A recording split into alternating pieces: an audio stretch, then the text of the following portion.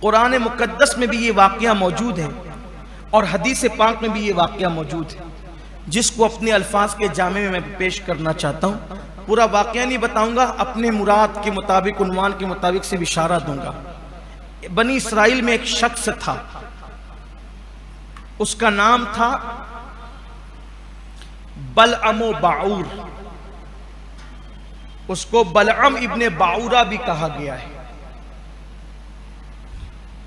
اتنا وہ علم والا، اتنا تقوی والا، اتنا پرہیز والا، اتنا متقی تھا کہ ہمارے بزرگوں نے اپنی کتابوں میں لکھا ہے کہ اللہ تبارک و تعالیٰ نے اس کو اسم اعظم بھی سکھایا تھا۔ اسم اعظم اس کو عطا کیا گیا تھا، اور اسم اعظم جب اس کو دیا گیا، اسم اعظم کہتے ہیں اللہ کے اس اسم پاک کو جس کو پڑھ کر دعا کی جائے تو دعا فوراً قبول ہوتی ہے۔ اسم اعظم ہی پڑھ کر کے فرشتے زمین پر آتے ہیں، اور آسمان سے زمین پر آتے ہیں، اور زمین سے آسمان پر جاتے ہیں۔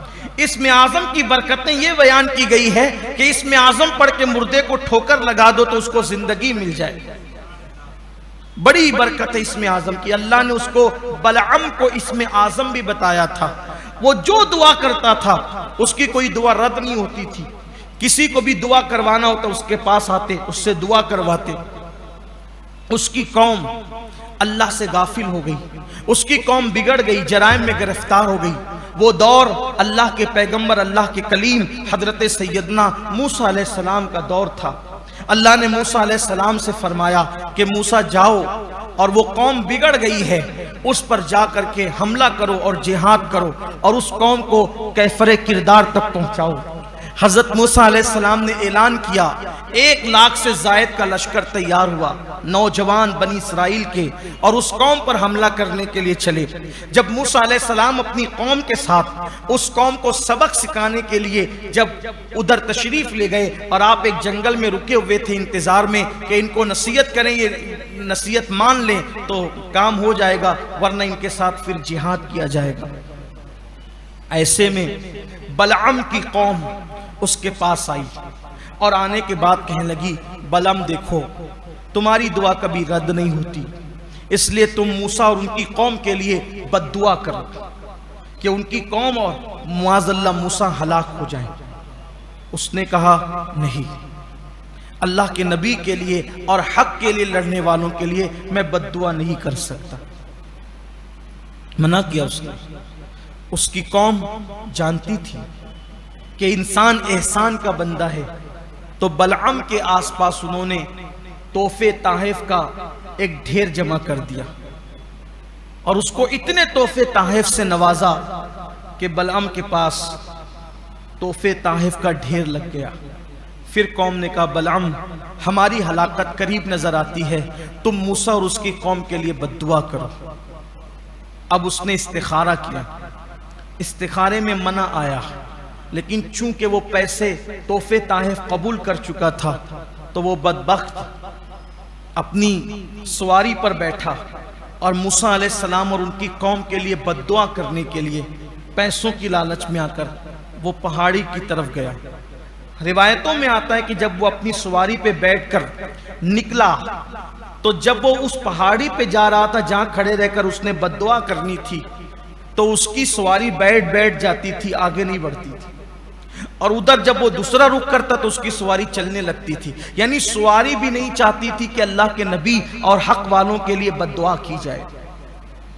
بالآخر جب اس نے دیکھا کہ سواری اس کا ساتھ نہیں دیتی تو وہ پیدل ہی چلا گیا، قوم اس کے ساتھ گئی۔ اس نے ہاتھ اٹھا دیا، ہاتھ اٹھائے، اور جب اس نے بد دعا کرنا شروع کیا حضرت موسیٰ اور ان کی قوم کے لیے، تو جب وہ موسیٰ علیہ السلام کا نام لیتا، موسیٰ علیہ السلام کی جگہ اس کا اپنا نام اس کی زبان پر آتا، اور جب موسیٰ علیہ السلام کی قوم کا نام وہ لیتا تو قوم موسیٰ کی بجائے اس کی اپنی قوم کا نام اس کی زبان پہ آتا۔ قوم کہتی، کیا کر رہے بلعم؟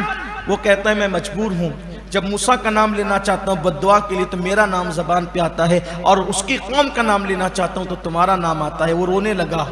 قرآن نے بیان کیا، اس کی زبان اس کے سینے پہ لٹک گئی۔ اسم اعظم بزرگوں نے لکھا کہ وہ بھول گیا۔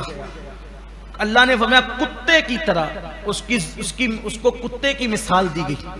اللہ نے بتایا اس کی زبان کتے کی طرح لٹک گئی سینے پر. اسم اعظم بھول گیا، ذلیل ہو گیا، دنیا بھی تباہ ہوگی، آخرت بھی برباد ہوگی. دنیا بھی تباہ اور آخرت بھی برباد. یہی ہمارے عنوان کا حصہ ہے. اب دھیان سے سننا. ایک ایسا بندہ جس کو اللہ نے اسم اعظم سکھایا ہو، ایک ایسا بندہ جس کی دعا کبھی رد نہیں ہوتی ہو، ایک ایسا بندہ جو مشہور ہو، بڑے بڑے لوگ اس کے پاس دعائیں کروانے کے لیے آتے ہو، آخرکار اس کو زوال کیوں آیا؟ قرآن میں اس کا قصہ، اس کا واقعہ بیان کیا گیا. یہ کتے کی طرح اس کی زبان لٹک گئی. حدیث پاک میں اللہ کے رسول نے بیان فرمایا کتے کی طرح اس کی زبان لٹک گئی، سب چھن گیا اس کا. کہاں تو وہ عزتیں تھی کہ لوگ اس سے دعائیں کروانے آتے تھے، اور کہاں وہ ذلت کہ جہنم کا کتا بن گیا، جہنم کا ایندھن بن گیا. مفسرین فرماتے ہیں اس سے جو اتنا بڑا منصب دے کر اس کو ذلیل کیا گیا، اس کے پیچھے ایک ہی وجہ تھی، یہ کہ اللہ نے اس کو جو نعمتیں دی تھی ان نعمتوں کا اس نے کبھی شکر ادا نہیں کیا تھا. بس اس کے پاس شکر والی زبان نہیں تھی، اس لیے اللہ نے اس سے نعمت چھین لی. آج لوگوں کو بولو کیسے ہو، نہیں حالات اچھے نہیں، کچھ اچھا نہیں ہے، کاروبار اچھا نہیں. اللہ کے بندو کم سے کم الحمدللہ تو کہہ دیا کرو، الحمدللہ رب العالمین تو کہہ دیا کرو. اس لیے کہ اگر حالات اچھے نہ ہوئے، صحت اچھی نہ ہوئی، کچھ اچھا نہ ہوا، پھر بھی اگر بندہ اللہ کا شکر ادا کرے تو شکر کی برکت سے اللہ اس کے حالات کو بہتر بنا دیتا ہے. اس لیے اپنی عادت بنائیں ہر حال میں اللہ کا شکر ادا کریں. شکر کی برکتیں یہ ہے. اور کبھی جب بڑی نعمت ملا کرے تو فوراً سجدہ شکر ادا کیا کرو. جیسے کوئی خوشی کی خبر آ جائے، سجدہ شکر، زمین پہ سر رکھ کر سجدہ شکر، سبحان ربی الاعلیٰ کی صدا بلند کرنے لگا.